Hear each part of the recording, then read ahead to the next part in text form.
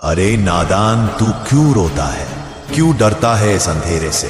तू वो नहीं जो यूं ही दुखों में फंसा है। तू वो है जिसे स्वयं महादेव ने चुनकर आजमाने भेजा है।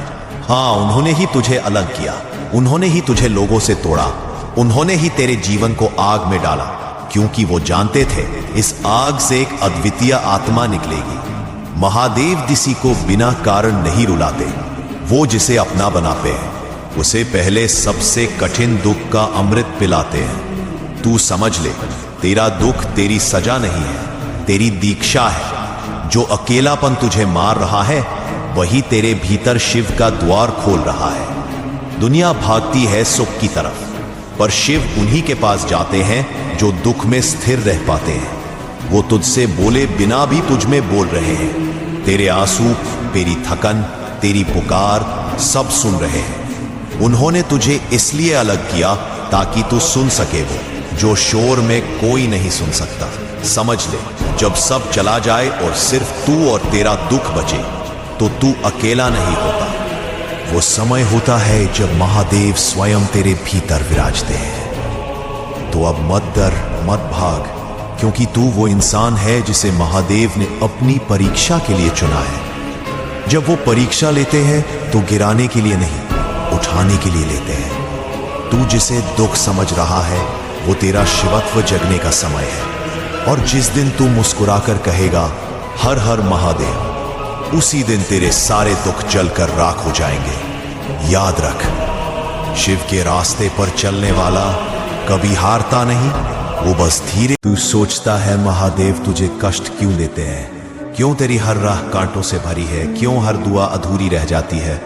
नादान, ये दंड नहीं, ये दीक्षा है। महादेव जब तुझे परीक्षा में डालते हैं तो वो देखना चाहते हैं कि तू कितना मिट सकता है, क्योंकि जो मिटना सीख जाता है वही शिव को पा जाता है।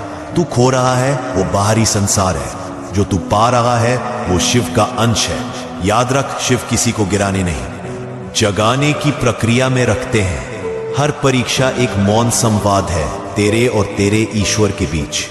जब तू टूटकर गिरता है और फिर भी भीतर से आवाज आती है हर हर महादेव, समझ लेना वो आवाज तेरी नहीं, स्वयं महादेव की है।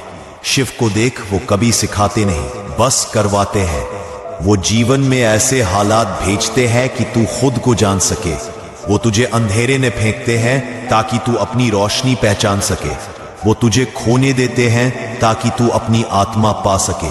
जो इंसान शिव की परीक्षा सह लेता है वो फिर किसी भय, किसी मृत्यु, किसी हानि से नहीं डरता, क्योंकि उसके भीतर काल के पिता का अंश जलने लगता है। और वही अंश, वही ज्योति तेरी पूरी नियति बदल देती है। इसलिए जब जीवन तुझसे कहे अब नहीं हो पाएगा तो तू मुस्कुरा कर कह देना, अब तो शिव मेरे भीतर जाग चुके हैं। हर पीड़ा, हर निराशा, हर तिरस्कार सब तेरी परीक्षा के प्रश्न थे और तू उनका उत्तर बन चुका है। तू अब वही नहीं जो पहले था। अब तेरे भीतर शिव का अंश बोलता है। अब तेरे कर्मों में तप की गंध है। अब तेरे मौन में शक्ति है। जो महादेव की परीक्षा में खरा उतर गया वो फिर किसी ताज का भूखा नहीं रहता, क्योंकि उसे अपने भीतर महाकाल का सिंहासन मिल चुका होता है। याद रख, शिव की परीक्षा कठिन है लेकिन उसका परिणाम अमरत्व है। तू अब साधारण नहीं रहा, तू स्वयं एक जागृत आत्मा है।